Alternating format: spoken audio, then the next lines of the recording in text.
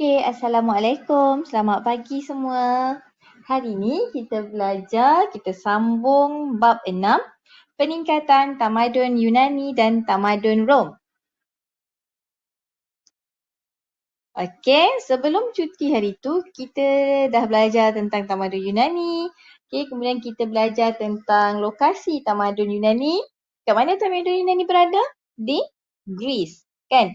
Okey, jadi hari ni saya sambung muka surat 120, buku teks. Tajuknya Peningkatan Pemerintahan dan Pentadbiran Tamadun Yunani.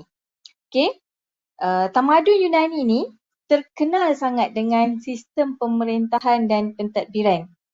Okey, terdapat 5 sistem. Okey, terdapat 5 sistem pemerintahan yang diamalkan di kebanyakan polis.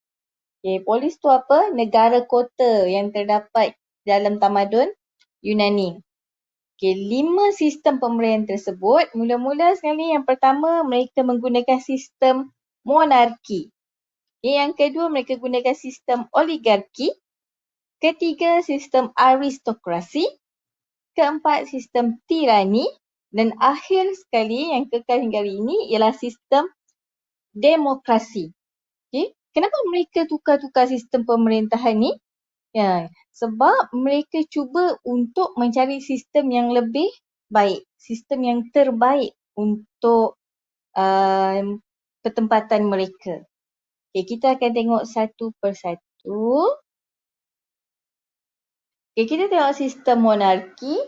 Sistem monarki ialah sistem pemerintahan berdasarkan sistem beraja. Raja yang memerintah, kemudian raja ni dibantu oleh konsul. Konsul ialah golongan bijak pandai. Okay, kemudian mereka tukar pula kepada sistem yang lebih baik iaitu sistem oligarki. Oligarki pula pemerintahan yang dikuasai oleh sebahagian kecil golongan yang berkuasa. Okay? Ada sebahagian kecil sahaja yang berkuasa. Yang ketiga, mereka tukar kepada sistem aristokrasi. Okay, sistem aristokrasi pula ialah pemerintahan yang dikuasai oleh golongan bangsawan. Okay, seterusnya, sistem tirani. Okay, sistem tirani, yang ni adalah pemerintahan yang dikuasai oleh golongan yang zalim, golongan yang menindas rakyat. Okay, kalau kat sini kita panggil pemerintah yang diktator, kan? Pemerintah yang zalim. Okay, dan akhir sekali mereka memilih sistem demokrasi iaitu pemerintahan yang dipilih oleh rakyat melalui pengundian. Okay, hari ni kalau awak tengok dekat Malaysia pun menggunakan sistem pemerintahan, menggunakan sistem demokrasi. Kan? Apa tu sistem demokrasi dekat Malaysia? Sistem demokrasi dekat Malaysia, dia gunakan pilihan raya untuk memilih wakil-wakil rakyat. Okay, sistem ni bermula pada tahun 1951 dan masih lagi diamalkan hingga kini.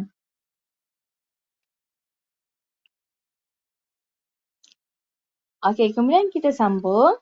Awak tengok ciri-ciri demokrasi di Athens. Okey, muka surat 121. Okay. Sistem demokrasi yang diasaskan oleh Solon. Okey, tengok ada muka Solon kat situ. Muka surat 121. Okey, disebabkan sistem demokrasi yang diasaskan inilah hingga kini kebanyakan negara mengamalkan juga sistem demokrasi melalui pilihan raya. Tapi dekat Athens, sistem demokrasi ni yang paling tinggi sekali, badan tertingginya ialah Dewan Perhimpunan. Okay. Kemudian di bawah Dewan Perhimpunan, baru ada majlis, magistrat dan juri. Kan? Okay, gambar yang saya sertakan dekat situ ialah gambaran amalan demokrasi dalam Dewan Perhimpunan Athens. Ya. Jadi apa yang mereka buat dekat dalam Dewan Perhimpunan ni? Apakah fungsi Dewan Perhimpunan? Yang pertama, untuk melantik ahli majlis sebagai sebahagian sistem pemerintahan ya. Ahli majlis ni berada di bawah Dewan Perhimpunan. Jadi Dewan Perhimpunan dia akan melantiklah siapa yang boleh jadi ahli majlis. Yang kedua, Dewan Perhimpunan berhak menggubal undang-undang. Okay, untuk apa undang-undang digubal? Supaya memastikan keadilan dapat dilaksanakan dengan seadil-adilnya di Athens. Okay. Jadi Dewan Perhimpunan ni juga dia berfungsi sebagai mahkamah lah. Mahkamah orang awam.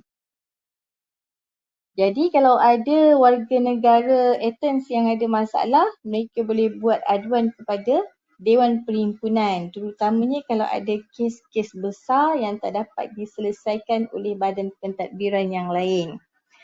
Okay. Yang ketiga, fungsi Dewan Perhimpunan ialah untuk membuat deklarasi peperangan bagi mempertahankan Athens. Ya, apa itu deklarasi? Deklarasi ialah pengumuman ataupun pengisytiharan. Okay. Jadi Athens ni mereka membuat deklarasi pengumuman bahawa mereka tidak akan terlibat dalam mana-mana peperangan. Ya. Fungsi Dewan Perhimpunan yang keempat, untuk mengadakan perjanjian dengan negara lain, okay, bagi melicinkan hubungan antara bangsa antara kedua-dua belah pihak. Okay, kemudian yang kelima, fungsi Dewan Perhimpunan ini adalah untuk membincangkan hal-hal kewangan dan percukaian bagi mengukuhkan lagi ekonomi Athens. Dan akhir sekali yang keenam, fungsi Dewan Perhimpunan ini untuk menerima duta daripada negara asing bagi mengukuhkan hubungan antara kedua-dua belah pihak. Okay? Menerima duta, maksud duta tu ialah wakil. Ya, jadi dia menerima wakil daripada negara asing untuk mengukuhkan lagi hubungan antara kedua belah pihak. Okay, jadi ini adalah 6 fungsi Dewan Perhimpunan. Kemudian kita tengok siapa yang boleh menjadi anggota Dewan Perhimpunan. Okay, cuba awak tengok gambar muka surat 122 dan 123 buku teks. Okay, kalau kita tengok gambar dekat buku teks tu, di dalam Dewan Perhimpunan semuanya ialah lelaki. Terdiri daripada orang-orang lelaki. Jadi yang pertama, anggota Dewan Perhimpunan mestilah warga negara Athens lelaki sahaja. Okay. Kemudian yang kedua, setiap warga negara ni, setiap warga negara Athens yang lelaki ni, dia ada peluang untuk memegang jawatan dalam Dewan Perhimpunan selama 6 bulan hingga setahun. Kemudian mereka akan buat giliran lah untuk memegang jawatan sebagai ahli Dewan Perhimpunan. Yang ketiga, mereka akan bersidang sekurang-kurangnya 3 kali sebulan. Mereka akan buat perjumpaan, persidangan, perbincangan sekurang-kurangnya 3 kali sebulan. Dan akhir sekali, semua warga negara Athens dibenarkan untuk menghadiri perhimpunan.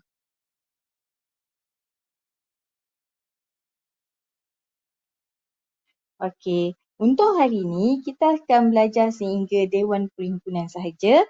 Jadi minggu hadapan saya akan sambung fungsi-fungsi badan yang berada di bawah Dewan Perhimpunan. Ya. Dan tadi seperti majlis, magistrat dan juri. Okay. Untuk hari ini itu sahaja. Sekian, terima kasih. Semoga ilmu yang saya berikan pada hari ini dapat memberi manfaat kepada semua.